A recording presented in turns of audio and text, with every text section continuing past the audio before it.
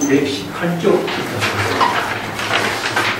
보살품의 이제 첫 번째 미륵보살하고 유마거사의 대화가 쭉 이어지고 있는 부분인데요. 여기서는 이제 주제가 보리, 깨달음을 주제로 해서 쭉 유마거사가 이제 설법하는 형태로 이루어지거든요. 뒤에 이제 다음 단에는 광음동자가 등장하는데, 광음동자장에는 또 이제 도량을 중심으로 해서 주제를 설법을 하고 있는 주제가 다르죠. 예, 여기는 미륵보살은 보리입니다, 보리. 예. 그 다음 광음동자는 도량입니다. 사실 이제 도량이라든가 보리라든가 이것은 전부 다 깨달음의 세계를 이야기하고 있는데, 깨달음의 경지에 대한 안목을 이제 대성의 입장에서 제시하고 있는 법문이라고 할 수 있죠.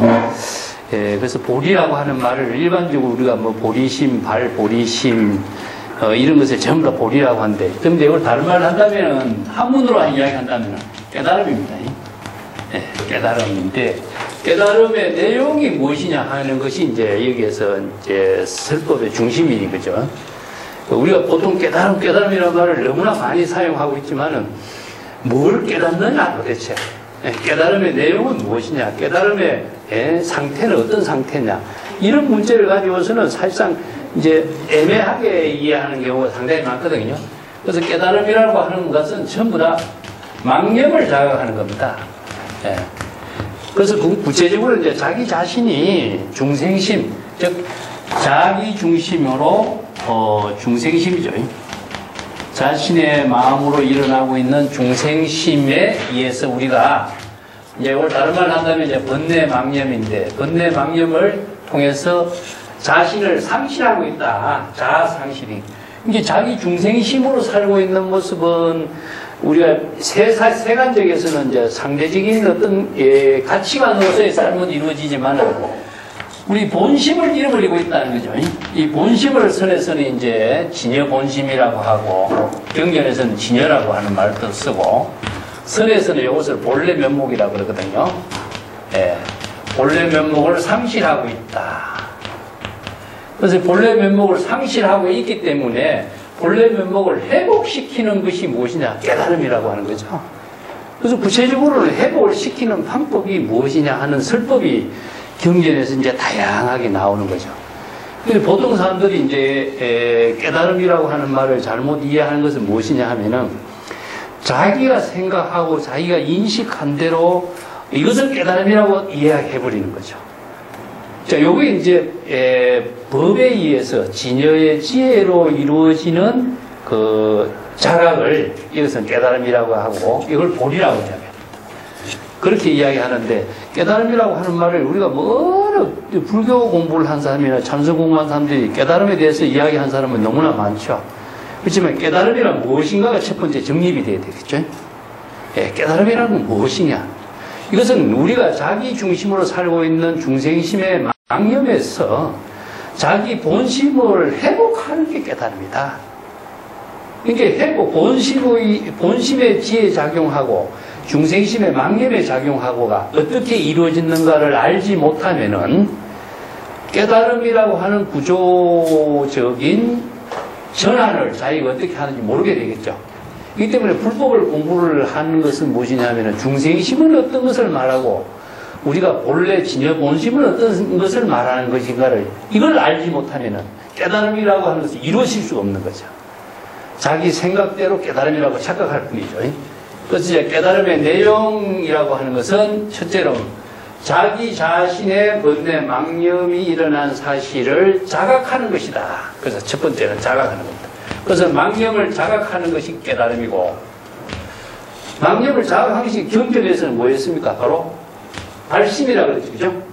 예, 초발심이라고 했습니다. 예. 망념을 자각하는 게 초발심입니다. 예. 그렇기 때문에 이걸 다른 말을 한다면은 발심이라고 했고, 발보리심이라고 했습니다. 예.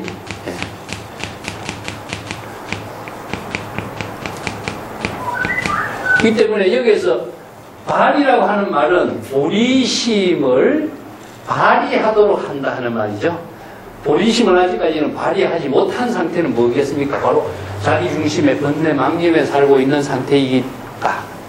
근데 이제 내가 번뇌 망념으로 살고 있는 것이 이게 사도를 행했던 것이지 정법을 행한 것이 아니었다 하는 거죠. 그래서 이제 본심 진여의 지혜로 본래 면목으로 작용하는 지혜로운 삶을 불교에서는 정법이라고도 쓰고 정도라고도 씁니다. 그래서 정법을 실행하는 것이 바로 정도죠. 예. 그래서 이제 사도로 살고 있는 것은 사도라고 하는 것이 뭐냐? 전부 다 업을 짓고 있고 생사윤회를 만들기 때문에 업을 짓고 있는 사도의 사법을 자각하도록 하는 것이 무엇이냐? 바로 정법을 알아야만이 자각이 돼요. 정법을 알지 못한다면 자각을 할 수가 없는 거죠. 그래서 깨달음을 이룬다라고 하는 많은 이야기를 하지만 정법과 사법을 모르는 사람이 깨달음을 이룰 수 있겠느냐? 판단 능력이 없는 사람은 이룰 수 없어요. 그래서 망념을 자각하는 것은 누가 자각하느냐? 중생심으로서 망념을 자각할 수가 없습니다.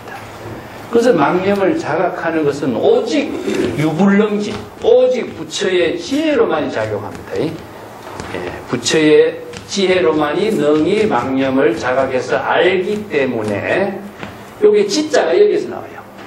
그래서 망념을 자각해서 알기 때문에 망념을 자각함으로 해서 초발심을 이루게 되고 발심을 하게 되고 발보리심을 하게 되고 또 우리가 금강경에서 이야기하는 것처럼 발안욕따라 삼약 삼보리심을 일으키게 되는 거죠. 똑같은 말입니다. 그래서 이 발심과 발보리심과 발안욕따라 삼약 삼보리심은 이걸 이제 보리심 깨달음을 이루게 하는 자각적인 발심. 그래서 이제 발심을 일으키기가 참 어려운 겁니다. 그래서 불법 수행에서 가장 어려운 점이 무엇이냐? 발심하는 거예요.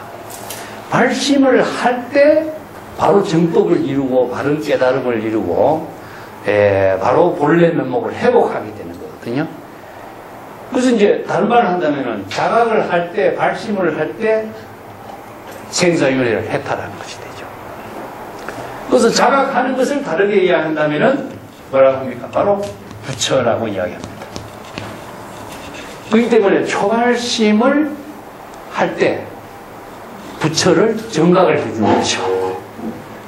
그래서 발심을 하는 것이 가장 중요한데 발심을 하기는 정법을 알지 못하면 발심을 하지 못하고 망념이 작용하고 있는 사실을 본인이 바로 정법의 지혜로 판단해서 망념이라는 사실을 자각할 때 발심은 이루어지고 보리심은 이루어져요. 그래서 이게 보리심을 어떻게 할 것인가 하는 것이 미륵보살하고의 주제였습니다. 그래서 그 문제를 지금 미륵보살하고 유마거사하고 대화를 통해서 쭉 지금 다양한 입장에서 보리 깨달음을 이루는 그 경지를 지금 쭉 이게 설법을 하고 있는 부분인데 지금 118쪽에 이제 마지막 부분이에요. 그 앞 페이지부터 쭉 이제 유마거사가 깨달음을 이루는 것은 어떻게 이루어지는가, 깨달음의 내용이 어떻게 이루어지는가를 여러 가지 방편 본문으로 이제 쓰라고 있는 것이죠. 118쪽 메뉴에 보겠습니다. 여하시보리 무치사고요, 무난시보리 상자정고요, 선적시보리 성청정고요, 무치시보리 이만연고요, 무이시보리 제법등고요, 무비시보리 무가유고요, 미묘시보리 제법난지고요. 밑에요. 세존 유마리 설십없이 이백천자 등 무생법이 고하부임 대피무진지. 자, 여기까지가 이제 미륵보살장이 다 끝납니다. 자, 마지막 단 부분이죠. 맨 위에 보겠습니다. 여화시보리, 즉 환하와 같은 것이 바로 보리인 것이니 모든 것은 환하와 같다는 것은 실체가 없는 걸 말이죠. 그 우리가 건강경에서 일체유의법 여몽한포영이라고 하죠. 화나라고 하는 것은 실체가 없는 것이 뭐가 실체가 없는 거냐? 실체가 없다라고 하는 사실을 깨닫는 것이 바로 보리란 뜻입니다. 화나와 같다라고 하는 사실을 깨닫는 것이 바로 보리죠. 그래서 화나는 뭡니까? 의식에 나타나고 있는 여러 가지 대상 경계가 화나죠. 근데 우리가 중생은 어떻습니까? 자기가 의식 속에 생각하고 인식하고 있는 모든 존재가 실제로 존재한다고 생각하기 때문에 거기에 집착을 하게 되거든요. 그것을 얻으려고 하고, 뭐 예를 들어서 명예라든가 부라든가 지위라든가 직책이라든가 하는 것은 시적 인연과 함께 이루어지고 있는 사실이지, 영원 불변한 고정적인 실체로서의 존재하는 것은 아무것도 없는데 그것이 있다고 생각하거든요. 거기에서 물러서기가 지극히 어려운 것이 뭐냐 하면은 자기의 주관적인 생각과 인식의 판단에 있기 때문에 거기서 벗어나기가 어렵다. 하나와 같은 줄 알 때 바로 깨달음을 이루게 되는 것이니, 그것이 뭐냐, 의식의 대상 경계에 대해서 취하고 버리려고 하고 하는 분별심을 다 여인 경지가 되기 때문이다. 그걸 지금 제 첫 구절에서 이야기했고, 무난시 보리오 상자 적고야. 무란이라는 것은 마음이 어지럽지 않는 상태를 무란이라고 합니다. 마음이 어지러운 상태가 뭡니까? 바로 이것이냐 저것이냐, 일리 갈까 저리 갈까, 이것을 할까 저것을 할까, 이럴 때 벌써 마음이 지금 어지러운 상태가 되는 거죠. 이건 뭐냐면은 자기 중심으로 좋고 나쁜 거, 뭐 보기 싫은 거, 보기 좋은 거, 가지고 싶은 거 내버리고 싶은, 이런 다양한 선과 악이라든가 이런 상대적인 분별심이 일어날 때 우리의 마음은 이제 산란스럽게 되고 어지럽게 되고 혼란이 일어나게 된 거죠. 그래서 이러한 번뇌 망념 전체가 바로 어지럽게 산란스럽게 만드는 것인데, 산란스러움이 없는 그 경지가 바로 깨달음을 이룬 보리, 깨달음의 세계니, 산란이 없는 상태는 항상 스스로 열반 적정, 고요 적정의 세계이기 때문이다. 상자 정멸상이란 말 쓰죠. 제법 종본래 상자 정멸상, 이런 말 유명한 그 개송이 있죠. 제법 일체의 모든 법이라는 것은 제법 종본래입니다. 제법 종본래 상자 정멸상.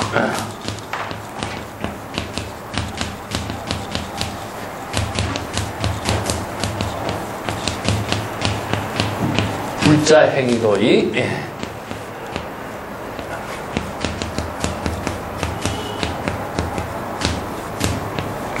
내세 덕작불, 이런 개성이 있습니다.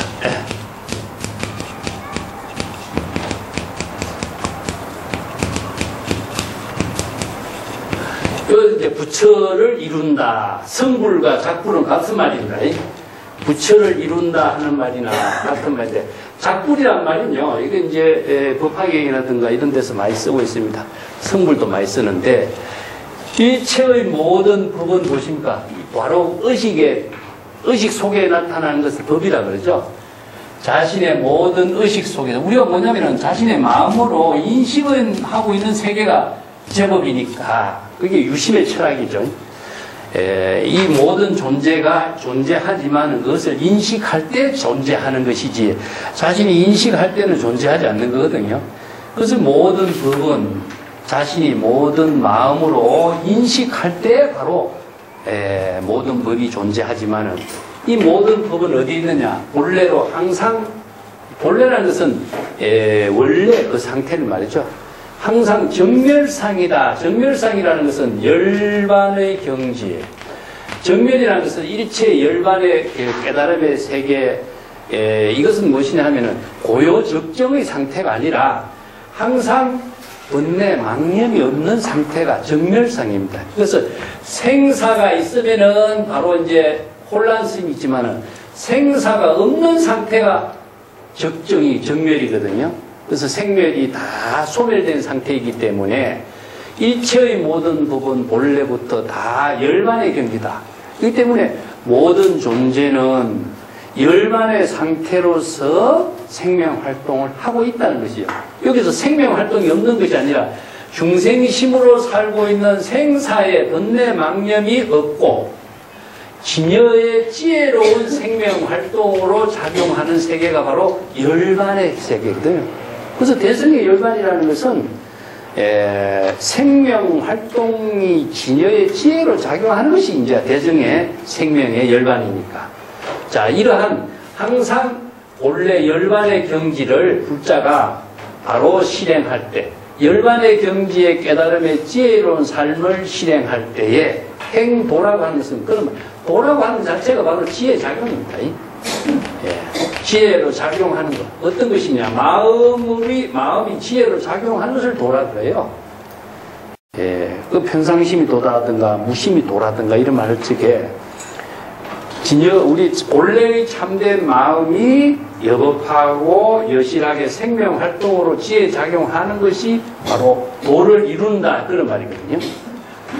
그러니까 내세에는 바로 불자가 열반 적정의 경지에서 깨달음의 지혜로운 삶을 살게 될 때에 내세에는 부처를 대리라. 이 내세라고 하는 것은 뭐죠? 바로 불교에서 내세, 금세 뭐 이런 말 많이 쓰는데 내세는 지금 이후가 다 내세입니다.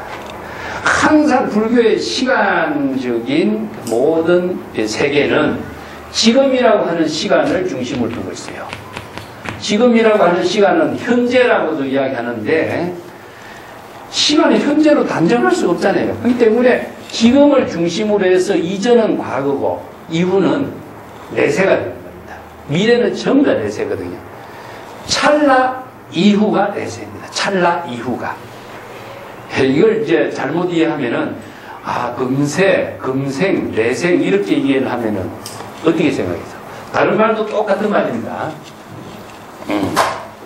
자, 금입이라든가 금생이라든가 이런 말도 똑같은 말입니다. 이걸 다른 말 한다면 금시와 같은 말이에요. 그것은 지금이라고 하는 시간을 금일, 금생, 금시 이렇게 표현해요.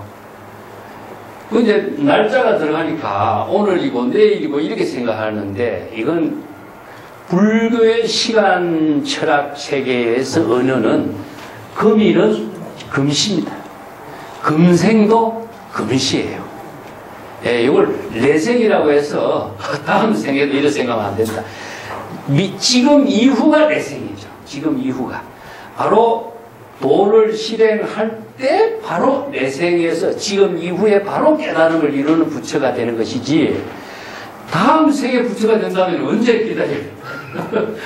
이 때문에 이게 굉장히 선언을 읽으면서도요. 우리가 날마다 좋은 날이란 말이 있죠. 그죠? 일일시호일이라고 하루라는 말을 쓰는데 하루라고 하는 것 자체가 어떻게 이루어지고 있어요? 하루는 지금 속에 있는 것이 하루죠. 그래서 금일이나 하루나 지금이나 똑같은 말이에요. 이걸 이제 다르게 한다면 무양원급 적일념이라고 그래요. 아무리 긴 시간이나 지금의 찰나의 시간이나 같은 거예요. 이것이 다르게 이해하면 안 됩니다. 그래서 금일이나 금생이나 금시나 이런 말은 언어는 달라도요. 내용은 똑같습니다. 이걸 다르게 이야기하면은 그래서 이제 내생이라고 말을 쓰니까 내생에는 부처가 되고 내생에는 남자 몸을 갖고 이런 표현을 쓰는데 내생은 지금 이후입니다. 바로 자각을 번뇌망념을 자각했을 때에 바로 지금 내생에 도를 이루는 것 이와 같은 말이죠.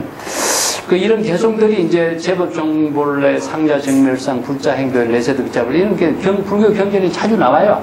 법화경에도 나오고 하는데 이런 구절을 경전을 잘못 이해하고 내세의 부처가 된다 하면은요 이 경전 번역을 잘못하게 되는 거예요. 자, 또 선적시 보리오 성청경고라 선적이라고 하는 것도 바로 선이라고 하는 것은 올바른 여법하게 그런 말이거든요. 그래서 바른 열반의 경지를 이루는 것이 바로 깨달음인 것이니 이 선이라는 글자는 훌륭하다든가 올바르다든가 뭐 정법이라든가 성근공덕이라든가 선행이라든가 전부 다 여법하게 실행되는 것을 다 선이라고 표현해요.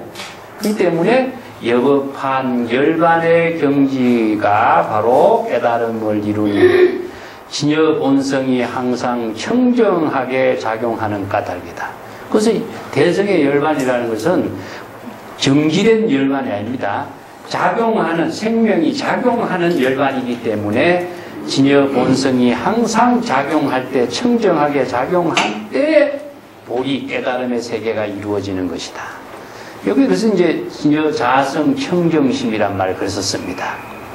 이 물이 흘러갈 때 청정하게 되는 거나 똑같아요.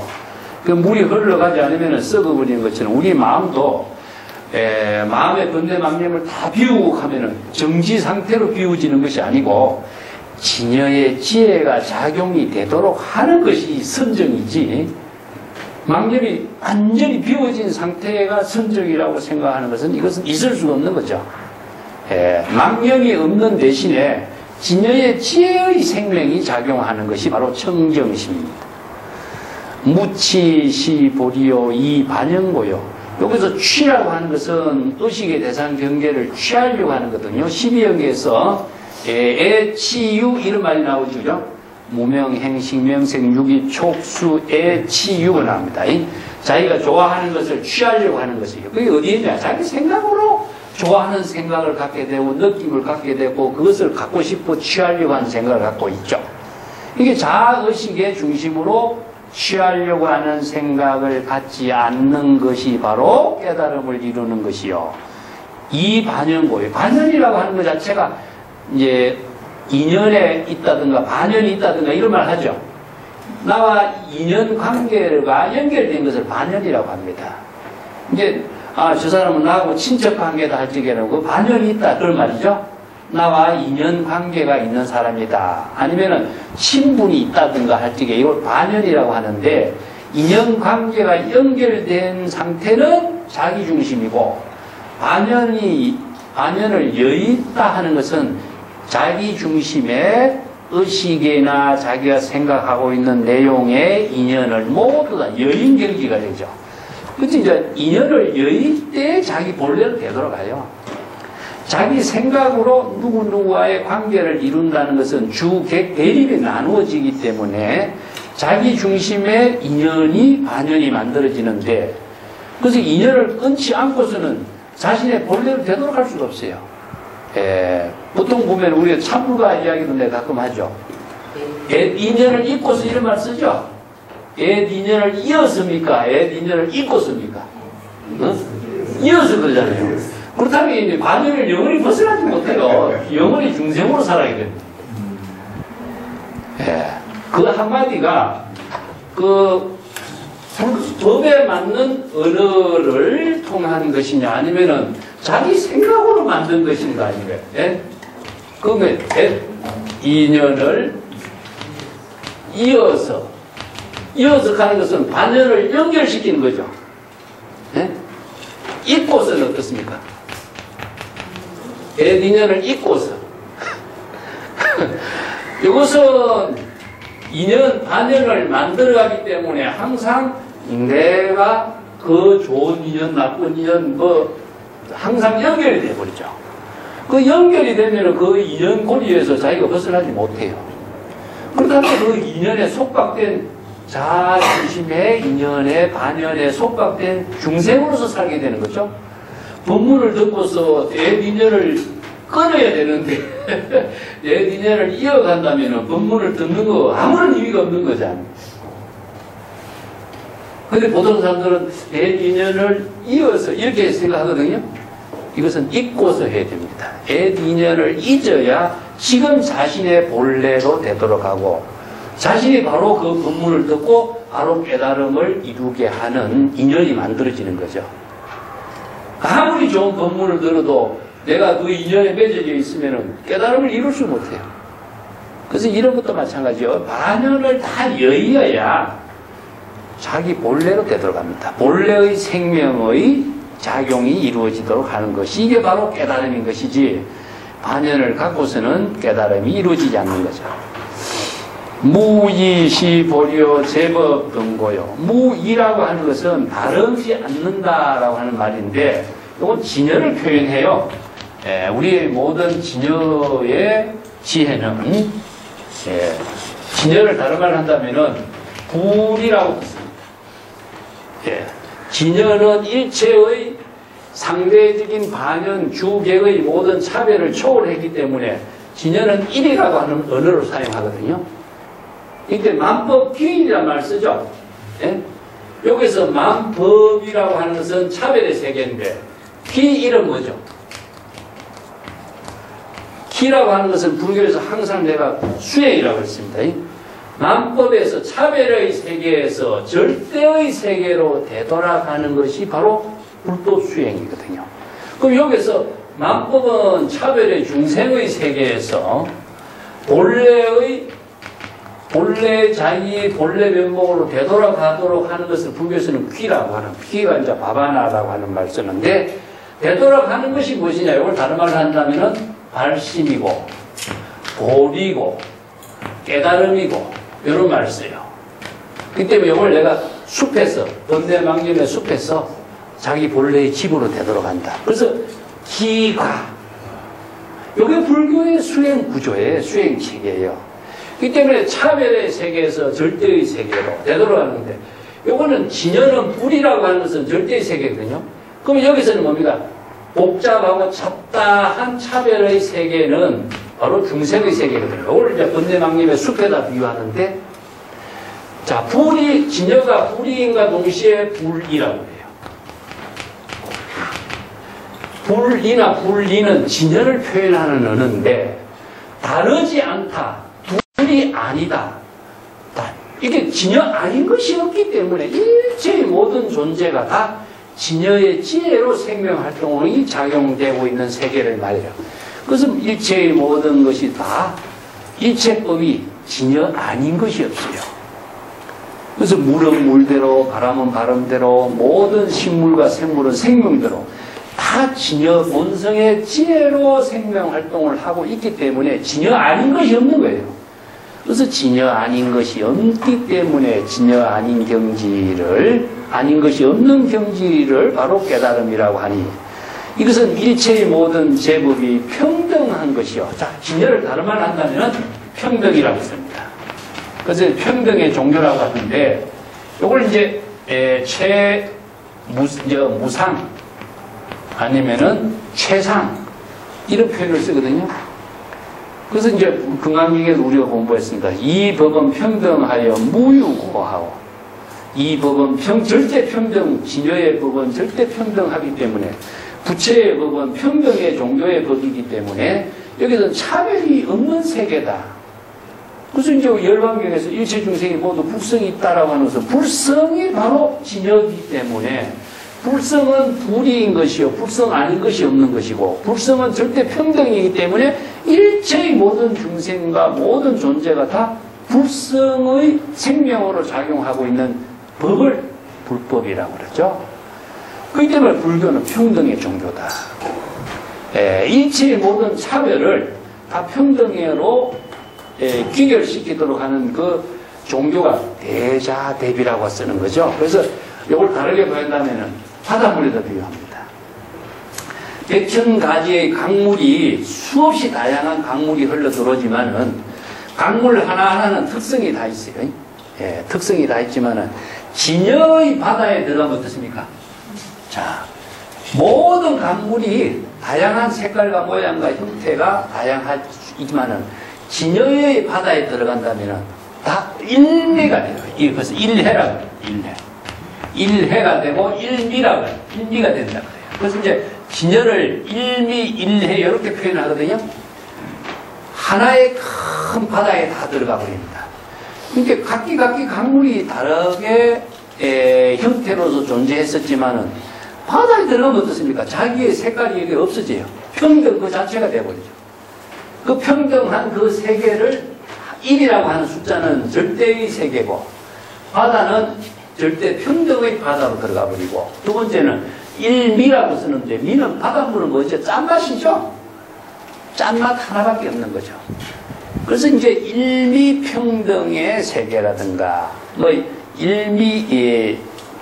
선과 일미 이런 말, 그래서 써요. 선과 차는 이런 말 씁니다. 근데 선과 차가 왜 일미라고 할 수 있을까? 이것은 맛으로서 이루어지는 세계가 아니라 진여의 지혜의 생명의 입장에서 이제 일미, 불의의 평등의 세계를 이야기하고 있습니다. 그래서 무이는 바로 불의의 세계고 진여 아닌 것이 없는 그 경지가 바로 깨달음의 세계를 이루는 것이요. 이것은 일체의 모든 법이 진여 아닌 것이 없고 일체의 모든 법이 진여의 평등으로 이루어진 경지이기 때문이다. 그래서 등이라고 하는 것은요, 평등의 세계, 종교를 이야기합니다. 무비시 보리요 무가유고요. 무비라고 하는 것은 비교함이 없는 겁니다. 비교라고 하는 것은 상대가 있어야 되겠죠. 그죠? 주객의 비교라든가 옳고 나쁨의 비교라든가 크고 작음의 비교라든가 이 비교가 이 모든 것은 두 가지 이상이 돼야 비교가 되는데 진여의 지혜, 깨달음의 경지를 이루는 진여의 지혜는 절대 평등 1이에요. 1. 절대 평등 하나이기 때문에 비교할 수 있는 모든 것이 다 초월되고 있어요. 그래서 무비라 그럽니다. 비교를 다 초월된 경지니 비교의 모든 대상이 다 없는 경지가 바로 진여의 깨달음의 세계이니 무가유고요. 이것은 비유할 수 있는 모든 것이 없기 때문이다. 비유한다든가 비교한다든가 하는 것은요, 대립이 있어야 돼. 대립이. 선과 악에 대한 대립이라든가 좋고 나쁜 대립이 있어야 되는데 이 모든 비교의 모든 대상이 다 끊어졌기 때문이다. 자, 이걸 전부 다 보리는 궁극적으로 뭐였습니까? 바로 진여의 지혜를 보리라고 합니다. 진여의 깨달음의 지혜를 작용하도록 하는 것이요. 요 맨 밑에 구절 미묘시 보리요 제법 난지고요. 미묘법이란 말 알죠? 자, 무상심심 미묘법. 자, 이게 왜 미묘법이 뭘까요? 우리가 반자식에서 무상심심 미묘법이란 말을 쓰는데 미묘라고 하는 말은 요걸 이제 진여의 지혜 작용을 미묘법이라고 합니다. 요게 불가사의라고 부르고 중생심으로서는 사량 분별할 수 없는 세계다. 이걸 다른 말로 비사량 이렇게 했습니다. 비사량. 이것은 사량 분별로서 이해할 수 없는 세계예요. 그렇기 때문에 이걸 미묘법이라고 하고, 이걸 다른 말로 법학에 같은 데서 이걸 묘법이라고 합니다. 묘법. 그래서 묘법 연화경이라고 그러죠. 그래서 묘법 연화라고 하는 것은 미묘한 진여의 생명의 법의 연꽃이 진흙탕에 물들지 않고 생명활동하는 것과 같다. 이것만큼 미묘법이다. 연꽃이 우리 진여를 비유한 거예요. 그래서 진여의 청정한 지혜 작용이 연꽃이 진흙탕에 피지만은 진흙탕에 물들지 않는 것과 같이 불가사의한 작용을 하고 있는 것이 바로 진여의 미묘법이다. 그래서 불법이라든가 진여법이라든가 이것을 바로 미묘라고 했습니다. 미묘법. 그래서 요게 법화경에서 묘법, 미묘한 법이 작용하는 모습을 마치 흰 연꽃이 피는 것과 같다. 흰 연꽃은 이제 산딸과 뿐다리카라고 하는 법화경의 제목이 원래 그 말인데 흰 백연꽃이라는 뜻입니다. 하얀 백연꽃. 그 백연꽃은 무엇이냐? 그 연꽃 가운데서도 가장 그 근본이죠. 흰 색깔이라는 것은 본래의 색이라는 것과 동시에 모든 색의 근본을 흰 것으로 표현해요. 그러니까 흰 색깔이 가장 근본인과 동시에 청정함을 상징하고 있는데 그것이 연꽃, 진흙탕에 피지만은 물들지 않는 것과 같다. 그래서 이게 진흙탕이 뭐였습니까? 우리가 사바세계를 비유했고 우리가 사바세계에 살지만은 진여의 지혜로운 생명으로 작용할 때에 깨달음의 지혜로운 삶을 이룰 때에 연꽃과 같고 또 일체의 차별, 대상 경계의 윤회를 초월할 수 있는 불가사의한 미묘의 깨달음의 경지를 이루는 것이다. 이것은 무엇이냐? 제법난지고요. 일체의 모든 법, 중생심으로 사량 분별해서는 알기 어려운 법이기 때문에 이것을 미묘법이라고 한다. 이걸 이제 제법 난지라고 해서 제법 난사이라고 그래요. 법화경에서는 일체 난사이 이것은 다른 말로 한다면은 불가사의, 난사이란 말씀입니다. 사량 분별할 수 없고 사의할 수 없다 해서 난사이란 말을 쓰는데, 이것은 중생심으로서는 사량 분별해서 알 수 없는 세계예요. 그래서 중생심으로 알 수 없는 이 세계를 그럼 어떻게 알 수 있을까요? 오직 중생은 알 수가 없어요. 부처의 지혜로만이 알 수 있다. 그래서 유불능지. 오직 부처의 자각으로서만 능히 알 수 있다. 그래서 불지견, 부처의 지혜로만이 능히 알고 볼 수, 깨달을 수가 있다. 금강경에서 이걸 실지실기라고 그랬죠? 예, 부처의 지혜라고 하는 것은 구체적으로 뭘까요? 그러면 여기서. 이걸 보면, 이제 유불능지라든가, 불지연이라든가, 여기 법화경하고, 다른, 이제 대성기실론 같은 경전에서도 자주 사용하고 있는데, 부처가 안 되면은 알 수 있겠느냐 하는 거죠. 이렇게 해석하죠? 그렇다면 이것이 올바른 경전의 법문이냐? 부처가 안 됐는데 그거 어떻게 알 수 있느냐? 이렇게 해석한다면 이것은 잘못된 해석이죠. 자, 이것은 부처란 무엇이냐? 초발심을 이룰 때에 부처가 되는 겁니다. 초발심이 정강을 이룰 때 부처가 되죠. 그죠? 자, 여기서는 아까도 얘기했지만은, 보리가 부처를 이루는 겁니다. 깨달음을 이룰 때 부처가 되는 거죠. 그래서 정법을 알고, 사법을 알고, 자신의 마음의 작용이 바로 번뇌망념으로 작용한 사실을 본인이 자각했을 때는 어떻습니까? 바로 발보리심이 되죠. 발심이 되고 발보리심이 되었을 때 자신이 부처가 된 거예요.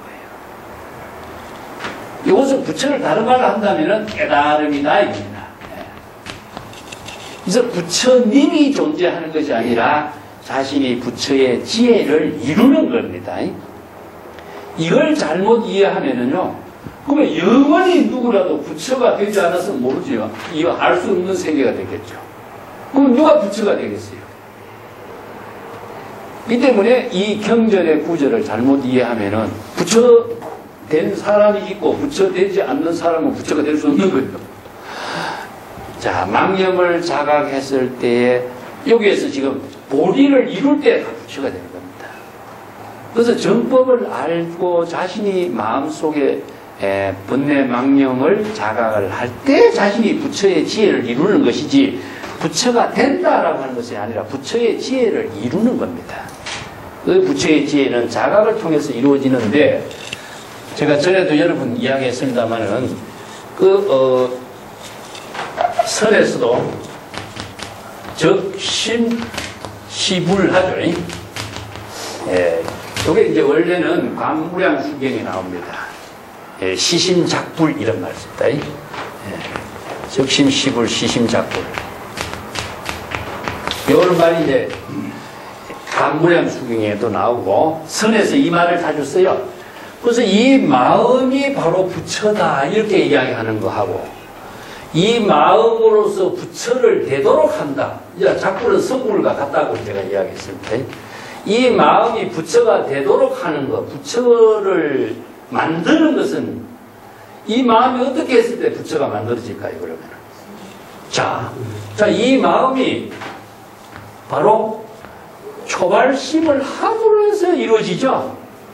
초발심을 함으로 해서 자신이 부처가 만들어지고 부처가 되는 것이고, 이 마음이 부처의 지혜를 이루도록 하는 거죠.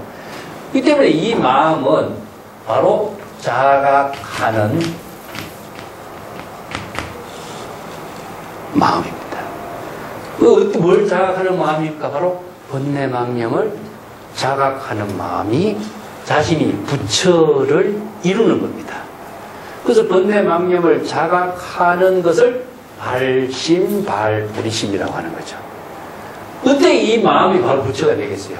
그죠? 마음은 바로 깨달음으로 지혜 작용을 할 때 부처가 되는 것입니다. 그래서 자각을 하고 깨달음을 하고 발심을 하는 그 마음이 부처가 되는 것이기 때문에, 부처라고 하는 것은 존재하는 어떤 성자가 아니라 지혜를 이루는, 부처의 지혜를 이루는 것이 부처인 것이다. 그렇기 때문에 누구나 부처가 될 수 있다고 하는 말이 가능하지. 그러면 부처가 안 된 사람이 어떻게 알겠느냐 하는 말로 이해한다면은, 부처 된 사람은 그럼 어떻게 부처가 됐고, 부처가 되지 않은 사람은 어떻게 깨달음을 이루겠느냐. 이거는 정말 불교의 경전을 잘못 이해하는 것이 되죠. 그렇기 때문에 항상 오리, 깨달음, 부처, 해탈, 열반, 이 같은 말입니다. 똑같은 말인데, 이제, 요게 방편의 언어가 이제 다양하게 사용되고 있는 겁니다. 제법 난지요 중생은 그 번뇌망념으로 그 사실을 알기가 어렵다. 중생은 이 번뇌망념을 자각을 할 수가 없는 게 중생이에요. 그래서 중생, 신불견심이라 중생은 자신이 번뇌망념으로 일어난 마음을 자각을 할 수가 없어요. 자각을 하는 것, 깨달음을 이루는 것, 발심을 하는 것은 바로 부처의 지혜로만이 가능한 겁니다. 부처의 지혜로만이. 근데 어떻게 가능하냐? 정법을 알아야 가능해요. 이걸 이제 선에서는 정법을 아는 것이 무엇인가? 육조단경에서는 이것을 이제 종합해가지고, 불법의 대의란 말을 씁니다. 불법의 근본 뜻을 알아야 바로 자신이 부처를 이룰 수가 있는 것이다. 불법의 대의가 무엇이게? 정법입니다. 정법. 정법에 대한 안목을 부족하는 거죠. 불법의 대의는 정법의 안목을 부족하는 거예요. 그래서 정법을 알지 못하는 사람은 자, 사법을 판단할 것, 중생심으로 이루어지는 사법을 판단할 수가 있는 힘이 없기 때문에 자각을 할 수가 없어요. 그래서 가장 선에서 제시하고 있는 중요한 말은 불법의 대의라고 하는 말입니다. 불법의 대의하고 정법 안장하고 이 두 마디입니다.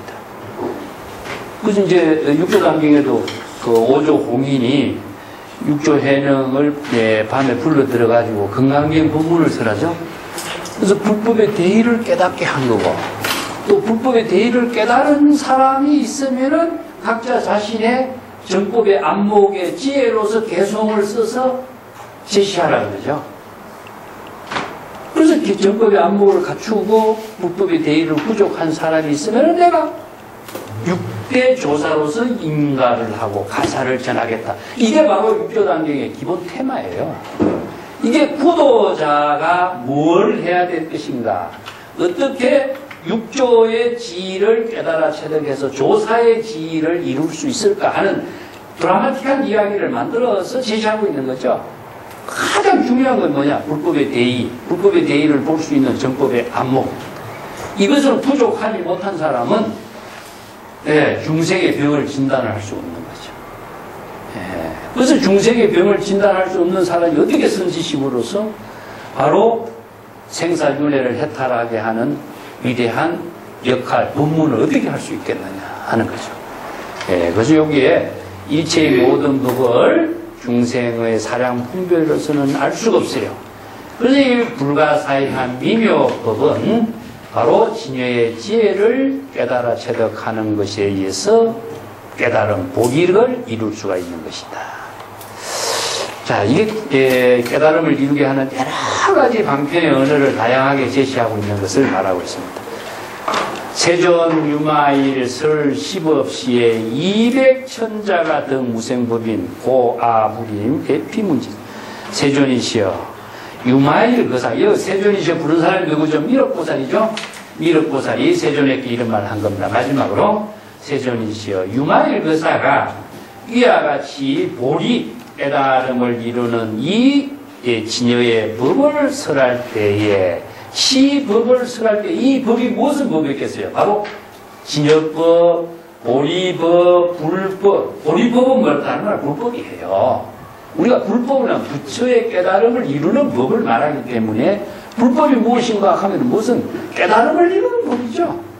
그것은 궁극적으로 망념을 자각하고 진여의 지혜를 작용하는 법이기 때문에 이걸 진여법이라고 그러고, 그래서 이 법을 설할 때 200의 천자들이, 200의 천자는 뭡니까? 바로 천재 미륵보살이 천상계의 여러 가지 천자들을 중심으로 해서 설법을 했거든요. 그래서 미륵보살에게 설법을 듣던 사람들이 자, 유마거사의 이 설법을 함께 동참해서 듣게 된 거예요. 그렇기 때문에 200의 천자들이 유마거사의 이와 같은 진여의 법을 설법하는 소리를 듣고 무생법인을 깨달아 체득하였다. 그렇기 때문에 나는 그를 방문해서 그의 문병을 하는 일을 감당할 수가 없습니다. 이야기는 한 거죠. 그래서 무생법인은 뭡니까? 바로 안욕따라 삼락삼보리를 이룬 법, 깨달음을 체득한 법을 말합니다. 그래서 무생의 법은 바로 반야의 지혜를 부족한 것을 말합니다. 자, 깨달은 내용을 우리 여기서 이제 복이라고 했는데 여기서 무생법인이라고 말을 해요. 정리를 하겠습니다. 깨달음은 구체적으로 뭡니까? 망념이죠. 중생심의 망념을 자각하는 것이고, 자각하는 것을 여기서는 보리라고 해요. 깨달음입니다. 보리라고 하죠. 보리가 바로 부처인 겁니다. 부처를 이루는 거예요. 부처의 지혜를 이루는 겁니다. 자, 여기서 부처의 지혜, 보리를 이루는 구체적인 내용은 무엇이냐 하면은 두 가지로 이루어져 있어요. 제가 전에도 얘기했지만, 바로, 공, 불공으로 이루어집니다. 자, 깨달음의 내용입니다. 공은 뭘 비운다고 했습니까? 네? 자기 중심의 모든 사고를 다 비우는 게 공이죠. 그죠? 그렇기 때문에 중생의 번뇌, 망념을 전부 다 비우는 것을 공인데, 자기 중심의 번뇌, 망념을 비우는 구체적인 방법은 무엇이냐? 망념을 자각하는 거였어요. 자, 여기 공의 실천이 이루어집니다. 망념을 다 자각할 때 망념이 비워지는 것이지, 비우려고 하면 비워지지 않는 겁니다. 자, 그래서 망념을 자각하게 하는 구체적인 방법은 뭐였습니까? 바로 발심이었고 발보리심이었습니다. 보리심. 발안욕따라 삼락삼보리심이에요. 이게 구체적으로 망념을 자각함과 동시에 망념을 텅 비우는 경지를, 망념을 비우는 경지를 불교에서는 선정이라고 합니다. 똑같아요. 자, 그 경지를 이뤘을 때에 망념을 자각하고 망념을 다 비워진 상태가 바로 망념이 없는 상태죠. 이게 바로 무생법인이 되는 겁니다. 그래서 무생이라고 하는 말을 다른 말로 한다면은 공이란 말입니다. 무생이란 말 무법이라고도 쓰는데, 모든 인연법이 다 없어진 상태이기 때문에, 아까 반연이 없는 상태라고 그랬죠? 반연이 없는 세계가 무법이에요. 무법. 그러니까 내 자기 중심으로 해서 자신이 어떤 대상 경계에 대한 인연법이 없어요. 인연법이 연결되면 반연이 있는 것이 되겠죠. 그 때문에 인연법이 없는 상태나 번뇌 망념이 일어나지 않는 상태나, 이것은 바로 망념을 자각했을 때에 이루어지고 있는 공의 실천이 됩니다. 그래서 공이라고 하는 법문이 불교에서는 무아니비설신이 무색승이한 미촉법이 하는 것은 반연이 없는 상태를 말해요. 비워진 상태예요. 무안개 내지 무의식이에요. 무자가 붙은 것은 전부 다 공의 세계를 표현하는 건데, 다 자각을 통해서 진여의 지혜로 발심을 통해서 다 공의 실천이 됐기 때문에 비워진 상태가 돼요. 자, 그 경지를 바로 무생법인 가는, 법인이라는 것은 바로 지혜를 말하는 지혜. 반야의 지혜를 이룬. 여기서 불공이 뭡니까? 바로 지혜입니다. 정해예요. 근데 망념이 비워진과 동시에 선정과 지혜가 동시에 이루어져요. 즉 한마디 자각을, 망념을 자각할 때에 뭐가 이루어지냐? 선정과 지혜가 동시에 이루어지는 겁니다. 자, 무생은 정이고 법인은 지혜입니다. 이때 망념을 자각하는 발보리심, 이 법문을 통해서 자, 여기서 200의 천자가 어떻게 무생법인을 체득했겠어요? 정법을 알게 됨으로 해서 자신이 지금 자기 중심의 사고의 번뇌 망념으로 있는 사실을 자각을 하게 되겠죠, 그죠? 그러니까 당연히 무생법인을 체득할 수밖에 없죠. 그래서 정법을 모르는 사람은 망념을 자각할 수가 없어요. 그렇기 때문에 망념을 자각하지 못한 사람은 아무리 설법을 들어도 무생법인을 이루지 못하는 거죠. 그래서 여기에 융합의사의 이 법문이 정법을 바르게 알므로 해서 자기 중심의 망념을 자각하고 발보리심을 이룸으로 해서 무생법인을 체득하도록 하게 된 거죠. 자, 이게 우리가 다르게 하자면은 공과 불공, 선정과 지혜, 지와 관, 지관 이렇게 표현해요. 이것이 바로 깨달음을 통해서 동시에 이루어집니다. 그래서 이제 기실론 같은 데서는 선정과 지혜를 불러 나눌 수가 없기 때문에 오바라미를 제시해요. 오바라미. 다른 모든 경전에서는 육바라미를 제시하거든요. 육바라미라는 것은 실천 덕목으로 제시하고 있는 보살도를 실천하는 덕목으로 제시하고 있습니다만은 기실론에서는 선정과 지혜를 나눌 수가 없는 것을 나누어서 제시하다 보니까 이것은 뭡니까? 구체적인 어떤 실천 철학 체계가 죽어버리고 실천 덕목만이 제시된 것밖에 안 되겠죠. 그래서 구체적인 실천을 통해서 육바라미를 오바라미로 만들어버려요. 그래서 선정과 지혜를 나눌 수가 없는 겁니다. 예. 자, 그래서 이걸 깨달음을 통해서 망념을 자각하는 것 자체가 바로 망념을 비우는 것인가 동시에 바로 시녀의 지혜가 작용하는 겁니다. 이걸 다르게 한다면 상구불이 하와중생이에요. 자, 이것을 우리가 모든 보살도의 삶이라는 것은 깨달음이라고 하는 지혜 작용 속에서 다 이루어져요. 그것이 바로 망념을 중심으로 해서 이루어지고 있다는 사실을 여기서 보리라는 본문으로 알아야 되는데 보리, 발보리심 아무리 알아도 구체적으로 발보리심이 뭐고 망념을 어떻게 자각하는 거 이거는 정확하게 모르면 의미가 없는 겁니다. 그렇기 때문에 망념을 자각하는데 가장 기본은 뭐냐? 불법의 대의를 알아야 됩니다. 불법의 대의는 무엇이냐? 정법을 아는 겁니다. 정법을. 불법의 대의를 부족함으로 해서 정법의 안목이 생겨요. 안목이 있기 때문에 사법을 판단할 수 있는 힘이 나와요. 사법을 판단하는 힘이 있어야 발심을 하게 돼요. 자신이 발심할 수 있는 능력을 부족하는 것이 뭐냐? 불법의 대의라고 합니다. 그래서 이게 선에서는요, 선정과 지혜, 공과 불공, 이 구체적인 수행 체계를 중심으로 해서 전 불법을 통합시키는 거죠. 자, 이건 인도의 불교가 이 경전 같은 데서는 이 방편 법문으로 쭉 제시되어 있기 때문에 여러 가지 뛰어난 법문은 많아요. 많지만은 이러한 훌륭한 법문을 구체적으로 내 자신이 이 깨달음의 경지를 어떻게 실행해야 될 것인가? 선에서는 구체적으로 이것이 중심이 되는 거죠. 이 하나에 깨달음이라고 하는 이 하나를 다른 말로 한다면 중국에서 선이라고 합니다. 복잡한 말은 안 써요. 선은 즉 깨달음이다. 선은 즉 부처다. 이걸로 비교를 시켜놓고 이 선을 깨달음으로써 이루도록 하는 길은 무엇이냐? 자각 깨달음이라는 거. 깨달음의 구체적인 내용을 중심으로 해서 선정과 지혜를 하나로 비결시켜서 깨달음이라고 하는 작용을 통해서 부처가 되도록 이 마음 작용이 바로 부처가 되도록 적심시불이라고 그랬죠. 이게 구체적으로 마음 작용이 어떻게 부처로서 이루어지냐? 자각이라는 깨달음의 마음 작용을 통해서 이루어지는 것이 부처인 것이지 마음이 어떻게 부처가 되겠어요? 그래서 선은 지금 여기에서 항상 망념을 자각하고 자신을 부처의 지혜로 전향하게 하고 지금 여기에서 생사윤회하는 자신을 바로 해탈 열반을 이루게 하는 것이죠. 그것 말고는 다른 방법이 없어요. 그래서 설에서 우리가 법을 전해줬다. 스승의 법을 전했다.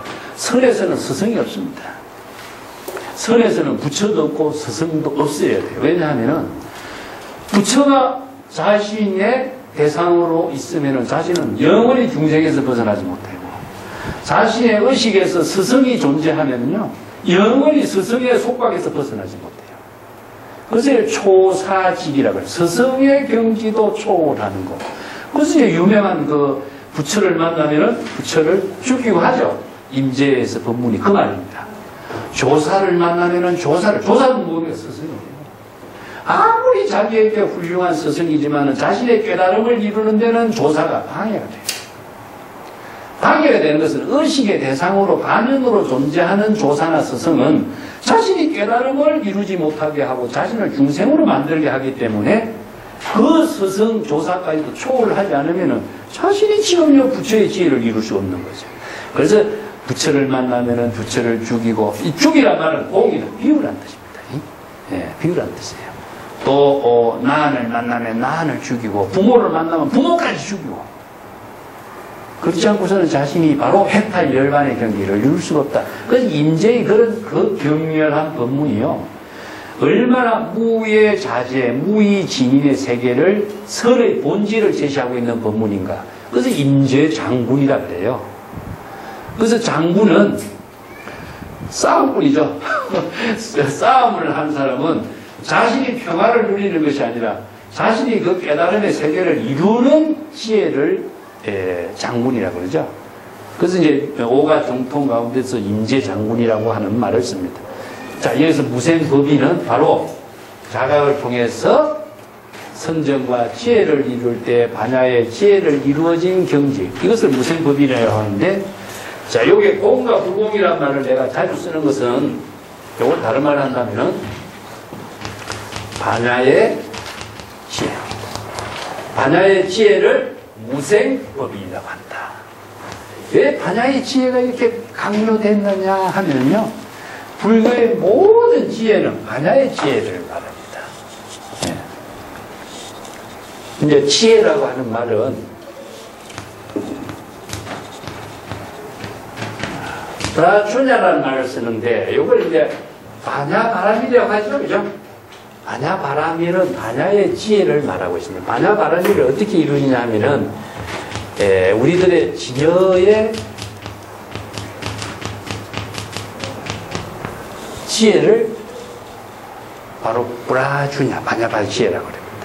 그래서 진여 본성이 지혜가 이루어지는 것은 어떻게 이루어지냐 하면은 바로 공과 불공을 통해서 이루어져요. 그렇기 때문에 완전한 진여의 지혜를 이루는 것을 진여 본성이 지혜로. 그래서 진여의 법이 바로 진여법을 바로 반야의 지혜가 이루어지는 법을 진여법, 이것을 다른 말로 한다면 불법, 이렇게 이야기합니다. 근데 여기 이제 성이라고 하는 것 자체가, 이제 중국 사람들도요, 성이라고 하는 것 자체는 감정이 다 초월된 경지를 성이라고 한다, 그렇게 표현해요. 감정이라는 것은 자기 중심의 사고죠, 그죠? 근데 성은 무엇이냐?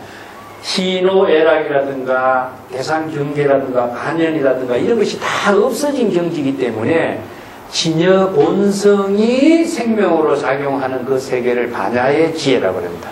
그래서 반야라고 하는 것은 일체 공, 불공, 일체 개공의 경지에서 이루어지는 지혜, 진여 본성으로 작용하는 생명의 지혜, 이것을 이제 반야의 지혜라고 하는데, 대乘불교의 특색을 제가 전에도 설명을 한 것처럼 반야의 지혜를 이루는 것이 대乘불교의 근본입니다. 그래서 반야의 지혜를 이루기 위해서는 어떻게 되냐, 유심의 철학이 바로 아릅니다. 일체 유심조라든가 모든 마음의 작용이 바로 반야의 지혜로 작용하도록 하는 마음 작용이죠. 이걸 뭐냐면은 바로 유심의 철학이라고 하고, 그 다음에 바로 자각을 통해서 그런 지혜를 이루게 하는 것.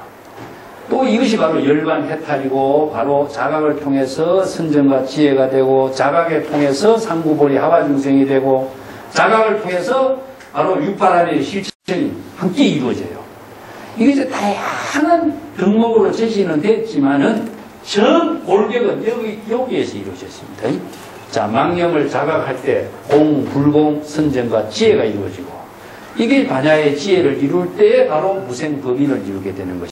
그 무생법인의 지혜가 바로 상구보리 하와중생, 그 다음에 보살도의 해양, 열반 해탈의 경지 다 그렇게 이루어집니다. 요걸 여기서는 보리라고. 자, 미륵보살과 유마거사의 대화는 이 보리 깨달음을 이루는 경지에 대한 법문을 중심으로 해서 쭉 설명하고 있습니다.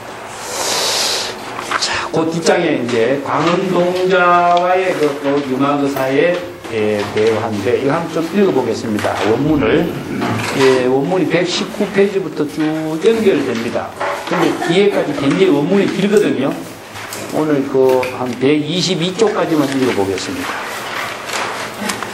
불고 광음동자 여행의 유마일 문진 광음 백불은 세존 아불하민 백희문질 소이자 응영 아석 출 미야이 대성시 유마일 방입성 아적 이장래 이문은 거사 종아선에 가은 보종도량내 가문 도장자 하소시 다발 직심시 도량 무어가고 발심시 도량 능견사고 심심시 도량 정의 공덕고 보리심시 도량 무자구고 120페이지요. 보시시 도량 불망고고 지게시 도량 해거정도고 인욕시 도량 거제 중생 심무예고 정진시 도량 불해대고 선정시 도량 심조유고. 일단 여기까지 하겠습니다. 오늘 또 다 못할 것 같으니까 여기까지 하고 다음 시간에 또 있죠. 여기 이제 광음동자가 등장합니다. 여기 이제 보살품에는 광음동자가 등장하고 뒤에는 지세보살, 장자야들, 선덕 이렇게 등장하는데 여기서 동자가 등장하죠. 저기 왜 이렇게 많은 사람이 등장하고 있는가? 우리가 화엄경에 보면은 53 선지식을 참문하러 갈 때 선제동자가 수없이 많은 직업의 선지식이 등장해요. 이게 마찬가지입니다. 이게 우리의 법계의 모든 중생, 모든 존재들이 모두 다 여기서는 다 주인공으로 다 등장해야 되는 거죠. 그래서 여기서 동자가 등장하는데 한 가지 우리가 주목해야 될 것은 동자라고 하면은 불교에서는 어떤 이미지가 있느냐 하면요. 천진불의 이미지입니다. 자, 천진불의 이미지를, 천진불을 상징화시킨 것이 동자예요. 동자로서 가장 많이 등장하는 것이 여러분들 잘 아는 동자가 누구죠? 선제동자가 있죠. 자, 문수동자가 있죠. 또 균제동자가 있습니다. 문수동자의 화신인데 균제동자가 있습니다. 또 우리가 시부도 같은 데 보면은 동자가 등장하고 소를 찾는 그림이 나오죠? 이게 동자입니다. 이 동자는 무엇이냐? 천진불 그 자체를 상징하기 때문에 천진불은 무엇이냐? 진여의 지를 천진불로 표현해요. 하나에게 상징화된 존재죠. 그래서 여기서 이제 광음동자가 등장했는데 근데 동자의 그 뛰어난 점은 무엇이냐? 천진불적인 정신이 있지만은 이것은 바로 본래지라든가 근본지적인 역할을 해요. 근본지. 그래서 우리가 진여 본성이 모두 다 본래의 지 근본지를 다 구족하고 있어요. 일체 중생이 바로 부처와 똑같은 지혜를 구족하고 있다. 한경에서 이야기하고 있는데 이게 본래지는 무엇이냐? 진여 본성에 구족되어 있는 지를 본래지라고 합니다. 이 본래지라고 하는 것은 누구에게 물려받은 것이 아니에요. 본래 구족되어 있어요. 그래서 이걸 천진이란 말이에요. 천진. 본래 그대로, 자연 그대로 구족되어 있어요. 불성에 구족되어 있는 지혜를 말하거든요. 근데 여기에서 본래지라고 하는 것이 우리들의 모든 삶을 이루냐? 그렇지 않습니다. 자, 뭐가 필요하냐? 방편지가 필요해요. 방편지는 바로 일상생활 속에 작용하는 지혜죠. 이걸 생활의 지혜라고 합니다. 생활의 지혜. 생활의 지혜라는 것은 구체적인 우리 일상생활 속에서 인연을 통해서 아니면은 번뇌망념을 작용하는, 깨닫게 하는 지혜, 이런 것이 다 방편의 지혜예요. 방편의 지혜를 어느 만큼 많이 부족하느냐에 따라서 방편의 지혜를 다양하게 활용할 수 있는 능력을 갖게 된 거죠. 그래서 이제 근본지라고 하는 것은 이것은 배울 수 있고 누구에게서 받을 수 없이 이거 본래 지라기 때문에 이걸 스승으로서 받을 수 없는 지라고 해서 무사지라고 합니다. 무사지라고 하고도 자연지라고 해요. 이런 표현을 쓰는데 이것은 진여 본성의 일체의 모든 중생이 진여의 근본, 불성의 근본적으로 부족되어 있는 지혜이기 때문에 이걸 근본지라고 하고, 방편의 지라고 하는 것은요, 이것은 배워야 돼요. 이 때문에 방편의 지혜를 구체적으로는 이것은 일사일지를 통해서 이루어지는 지혜다 하는데, 하나의 어떤 사건과 일을 통해서 하나의 지혜가 이루어져요. 우리들이 일상생활하는 것도 다 그렇습니다.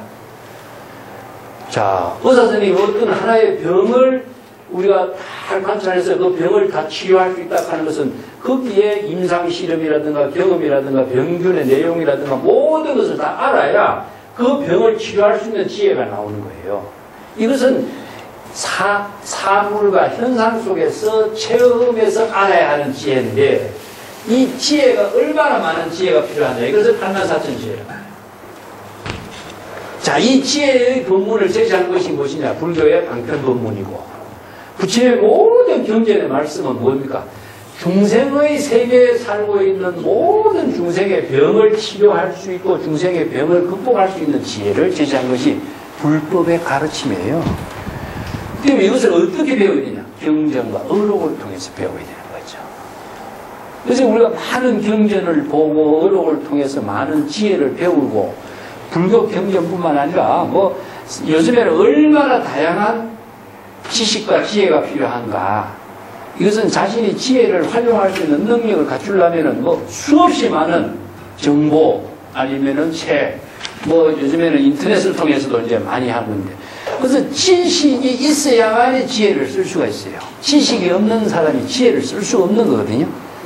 그렇기 때문에 첫 번째는 언어를 통해서 이것을 지식을 익혀야 되고, 언어는 뭡니까? 바로 설법이라든가 경전이라든가 언어 문자라든가 정보라든가, 언어를 통해서 일단 모든 것을 익히지 않으면 안 된다.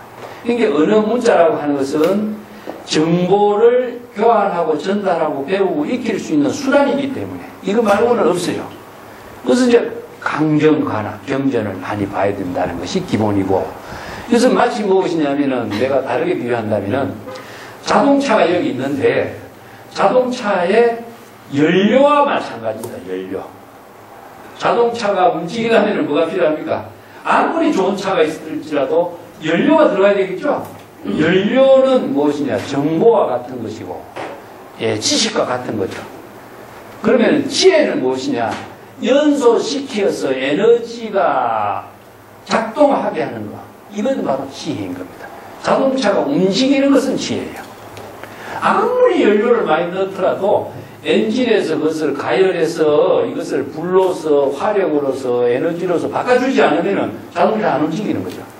그래서 우리가 지식을 많이 갖고 있다고 하는 것은 지식 그 자체로서 우리들이 삶이 이루어지는 것이 아니라 지식을 시절 인연에 따라서 방편의 지혜로 활용할 수 있는 능력을 갖게 됐을 때 자신이 지혜로운 삶을 이루고, 방편의 지혜를 통해서 모시, 지계, 인욕, 선정의 실천을 통해서 보살도를 이룰 수 있는 거죠. 이 때문에 방편의 지혜를 배우는 공부가 경전을 보는 것이고, 또 그러한 다양한 방편의 지혜를 지금 여기에서 유마거사가 설하고 있는 겁니다. 이 때문에 여기에서 유마거사뿐만 아니라 제불이 모두 다 이 방편의 지혜를 통해서 다양한 인연, 다양한 사람, 다양한 사람과의 만남을 통해서 다양한 문제점을 중심으로 해서 방편의 지혜를 쓰라고 했죠. 자, 아까 미륵보살은 보리였었죠. 이것은 도량입니다. 도량. 자, 그 문제가 주제가 되고 있는 거죠. 자, 119페이지 보겠습니다. 불고 광음동자 여행의 유마일 문제라라. 부처님이 광음동자에게 그대가 가서 유마일 거사를 방문해서 유마일거사의 문병을 해하도록 하라. 이런 지시를 하니까 강음동자 백불은 강음동자가 부처님께 말씀드렸다. 세존이시여 아불가민의 피문질입니다. 자, 세존이시여 저는 유마일거사를 방문해서 그의 문병을 할 수 있는 능력을 감당할 수가 없습니다. 불가민, 감당할 수가 없다. 소이자, 왜냐하면요, 응력아석출 비아리 대성시에 유마힐 방입성 아저기 장매 이 문은 거사 종하소래하요 다바은 애오종 도장내로다. 끝까지 먼저 볼게요. 왜냐하면은 옛날 이런 기억을 저는 하고 있기 때문입니다. 내가 옛날 비아리 대성, 비아리성이죠. 비아리성에 유마거사가 살고 있는 것이 비아리성이죠. 비아리성에 유마거사가 살고 있을 때인데, 그 자기도 비아리성을 이제 갔다가 비아리성을 이제 나오려고 할 때 유마거사가 그 비아리성에 다시 들어가려고 하는 순간 만났다 이겁니다. 그때 만났을 때에 나는 그때 유마거사에게 인사를 하면서 유마거사에게 질문을 했습니다. 거사는 종하소래요. 거사는 어디에서 오고 있습니까? 어느 곳에서 오고 있습니까? 이런 말이죠. 종하소래요. 이게 참 이제 질문이 중국 선생들도 학인들이 오면 어디서 왔는가 이거부터 질문해요. 이게 종하소래요. 그러니까 유마거사가 나에게 대답하기를 도장 나는 여기서 이제 도량에서부터 옵니다. 이걸 우리가 일반적으로는 도장이라고 읽어야 되는데 읽는 이게 관습화된 말로는 도량으로 읽어요. 도량으로. 그래서 도량이라는 말이 이제 장소를 이야기하고 있죠. 불교에서는 공간적인 세계의 깨달음의 세계를 도량이라고 해요. 시각적인 깨달음의 세계를 보통 이제 무시무종이라는 찰나라는 말을 쓰는데 장소적인 입장이죠. 장소. 과거의 세계라고 합니다. 이걸 나는 그렇게 표현해요. 과거의 세계. 깨달음의 세계. 과거의 장소란 뜻이죠. 그리고 일본의 유명한 니시다 기다라 같은 건 바소의 논리라고 하는, 장소의 논리라고 하는 유명한 또 이게 불교의 철학 체계를 가지고 그 새로운 철학 체계를 제시하는 그 논문이 있습니다. 장소의 논리, 바소의 논리는 말이죠. 장소라고 하는 것이 공간적으로 존재하느냐? 우리가 일상적으로 존재하죠. 모든 우리가 시간과 공간 속에서 우리가 살고 있는 세계는 사바세계인데, 과거의 세계는 과거의 세계입니다. 과거의 세계에서의 장소라고 하는 것은 무엇이냐? 깨달음의 세계를 말하거든요. 그래서 깨달음의 세계라고 하는 그 자체의 장소는 공간적으로 존재하느냐, 존재하지 않느냐 하는 문제가 나오죠. 그래서 깨달음은 바로 지혜가 작용하고 있는 망령을 자각함으로 해서 우리 진여의 본심의 지혜가 작용하고 있는 세계가 깨달음의 세계인데, 깨달음의 세계 그 자체를 도량이라고 했을 때 그것이 공간적으로 존재하느냐? 존재한다고 한다면 어떻게 돼요? 대상경계에 집착한 중생이 되겠죠. 그렇기 때문에 깨달음의 세계는 시간과 공간을 초월해서 작용하는 세계이지, 대상의 의식의 대상으로나 어느 의식의 대상의 세계나까지 다 초월이 돼야 되거든요. 근데 이걸 깨달음의 세계를 도량이라고 합니다. 근데 이제 중국 선생들도 어디에서 오냐? 이런 질문을 했을 때에 두 가지의 문제가 나와요. 첫 번째 문제는 무엇이냐면 구체적인 장소, 어떤 그 지역의 장소를 이야기해요. 나는 송리산에서 옵니다. 그럼 지역의 장소가 되죠. 자, 두 번째는 무엇이냐? 도량에서 옵니다. 도량은 무엇이냐? 깨달음의 세계죠. 깨달음의 세계의 경지에서 옵니다. 이것은 뭐냐? 불거불례입니다. 불거불례라는 말을 다른 말로 한다면 열애거든요. 여여하게 오는 세계이지. 가고 오고 하는 것이 없는 세계가 뭡니까? 바로 차별의 모든 세계를 초월한 것은 가고 오는 세계가 없어. 바로 그걸 열애라고 하는데, 도량이라고 하는 것은 깨달음의 세계라고 하는 것이 가고 오는 세계가 끊어진 세계인데, 거기서 온다라고 했을 적에 그것을 어떻게 이해할 것인가 하는 문제가 나와요. 근데 중국 선생들은 제자가 오면은 그래 어디서 오는가? 아, 나는 송리산에서 온다 하면 이놈 자식아 불법의 대의를 모르는 놈이다. 불법을 전혀 모르고 불법 수행하는 것처럼 세월을 보내고 있는 놈이다. 집신이나 딸꾸면서 왔다 갔다 하고 시주의 은혜만 소비시키면서 업을 짓는 놈이다. 이렇게 완전히 바보치고 하는 거예요. 어디에서 왔는가 할 때는 두 가지 딜레마가 있는 거죠. 자, 장소에서 왔다 해도 차별 경계에 떨어진 중생이고, 아니면은 깨달음의 경지에서 왔다 하면 깨달음의 경지가 어디냐를 제시할 줄 알아야 되겠죠. 깨달음의 세계가 어딘 줄 제시하지 못하고 남의 흉내만 내가지고, 아, 난 도량에서 왔습니다. 유마도사의 이 말을 빌려갖고 난 도량에서 왔습니다. 이렇게 한데도 그것을 가지고 도량이 무엇인가를 분명히 안목을 갖고 제시할 수 있는가를 대화를 서문답을 그렇게 해요. 그래서 어느 한쪽의 대화를, 어느 한쪽의 문제를 제시해도 차별 경계에 떨어지는 것이 되고, 자, 이 두 가지를 초월할 수 있는 지혜는 현실적인 공간과 깨달음의 세계의 표현하는 공간의 세계까지도 초월할 수 있는 안목이 없으면요, 이제 엉터리 수행자라고 지탄받는 겁니다. 그런 이제 서문답이 많이 있는데, 여기도 마찬가지죠. 어디서 왔는가 했을 때 나는 도량에서 왔습니다. 이런 말을 합니다. 그래서 이제 여기에 질문을 하는 거죠. 자, 도량이 무엇입니까? 도량, 내가 질문을 도량이 무엇인가? 도량이라고 하는 것은 어떤 곳을 말합니까? 이것은 이제 방언농자가 도량의 구체적인 내용에 대한 그 법의 세계를 모르기 때문에 이걸 질문하는 거죠. 도량이란 무엇인가? 도량은 어떤 곳인가? 도량이 어디이기 때문에 도량에서 왔다고 하는 것입니까? 질문을 했까 여기에 유명한 대답이 나옵니다.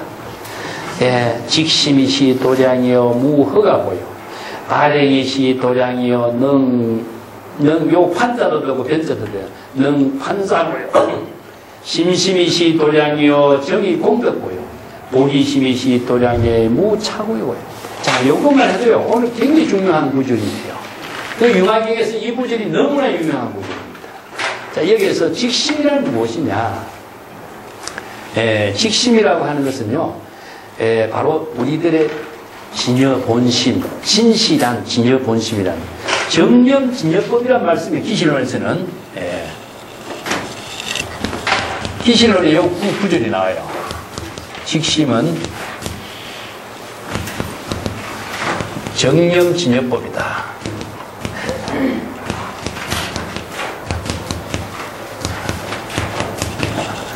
그 직심에 대한 유명한 말이 기실론에서는 유마경의 이 말을 토대로 해서 이렇게 나는 기실론에서 제시했다고 봐요. 정념 진여법을 바르게 자각하는 것이요, 이런 표현입니다. 그래서 직심이라는 것은 여기서 우리가 본다면 한문으로 보면 직심하고 심심하고 구분하기가 상당히 어렵죠. 낙집일체 제선법을 여기 심심하고 구분하기가 어려워요. 요건 기실론에서는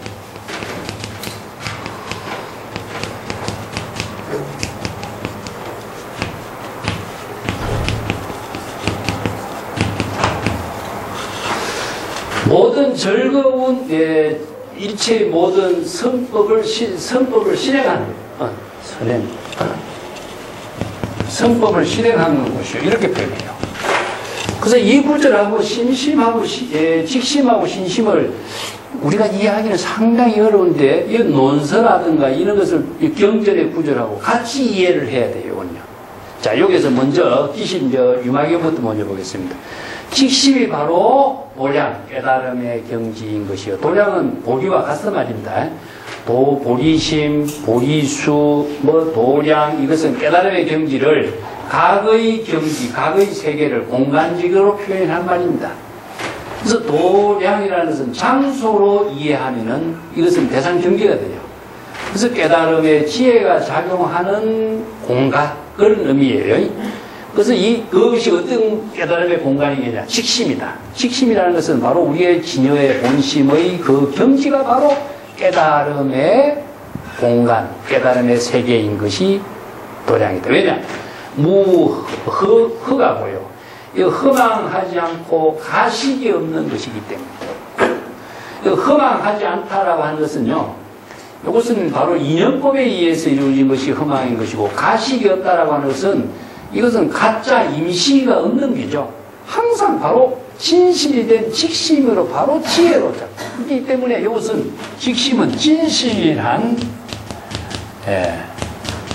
지혜가 작용하고 있는 세계를 말해요. 여기서는 허망한 것도 없고 임시 방편의 모든 것이 다 초월되어 있어요. 그리고 기진론에서는 뭐냐? 진여법을 정념하는 것을 직심이라고 한다. 이렇게 돼. 진여법은 뭐냐? 진여의 지혜가 작용하는 것을 여기서 법이라고 하는 것은요, 진여의 지혜가 여법하게 지혜 작용하는 거예요. 그래서 진여법을 다른 말로 한다면 불법이나 같습니다. 부처의 지혜가 여법하게 작용하는 것이 바로 불법이고 진여법이에요. 이 때문에 진여가 여법하게 지혜 작용하도록 자각하는 것을 직심이라고 한다. 여기서 정이라고 하는 말은요, 정법으로서 여법하게 그런 의미인데, 염은 무엇이냐면요, 염진여는 이것은 자각이라고 합니다. 이것을 염불 했을 적에 염불, 부처를 생각한다 하면은요, 이 부처를 대상으로 인식하고 있고 분별하는 중생이 됩니다. 그래서 염불은 부처의 지혜를 이루도록 자각하는 게 염불이에요. 그래서 염불이나 염진여나 이것도 염은 자각입니다. 그래서 바르게 진여의 지혜가 여법하게 작용하도록 자각하는 것을 만다. 그것도 구체적으로 뭘까요? 바로 망념을 자각하는 겁니다. 아까도 앞에서 이야기했잖아요. 망념을 자각하는 것을 보리라고 그랬죠. 그죠? 보리, 발심, 발보리심, 염진여법을 정념하는 것 같은 말이에요. 이 때문에 진여의 지혜가 여법하게 작용하도록 자각하는 것은 무엇이냐? 발심밖에 없어요. 그래서 직심은 어떻게 되냐? 망념을 자각하니까 본심으로 되돌아가는 겁니다. 망념을 자각했을 때 본심으로 되돌아가는 것을 바로 초발심이 정각을 이루는 거죠. 정각은 바로 본심의 지혜를 말해요. 방편의 지혜가 아닙니다. 본심의 지혜, 근본지를 말합니다. 자, 그 때문에 직심이 바로 깨달음을 이루는 도량인 것이니, 깨달음을 이루는 직심의 경지는 허망함과 가명의 모든 것이 다 없기 때문이다. 바로 진실이 된 마음, 본심의 진실이 된 마음이 바로 직심이다. 이걸 다른 말로 한다면은 이것은 신심입니다. 신심. 자, 불교에서 이야기하는 신심은 이걸 말해요. 신심은 뭐냐? 진여법에 대한 확실한 마음의 작용이 되는 거예요. 그러니까 진여의 법이 바로 신심이 되는 겁니다. 불교의 신심은 이렇게 이루죠. 그래서 신심을 이루는 것을 직심이라고 합니다. 그 신심을 부처님을 믿는다 대상으로 이건 신심이 불교에서 이야기하는 신심이 아닙니다. 진여의 지혜와 하나된 경지에서 진여의 진심과 하나된 지혜가 작용하는 것이 신심이에요.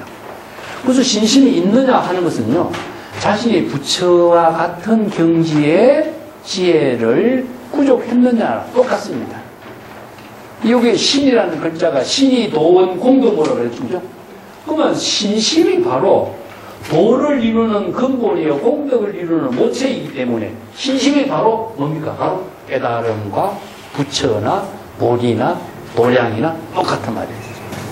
자, 여기 기실론에서 사용하는 말이나 유마경에서 제시하는 말이나 환경에서 신이 도원 공덕문화 내용이 똑같습니다.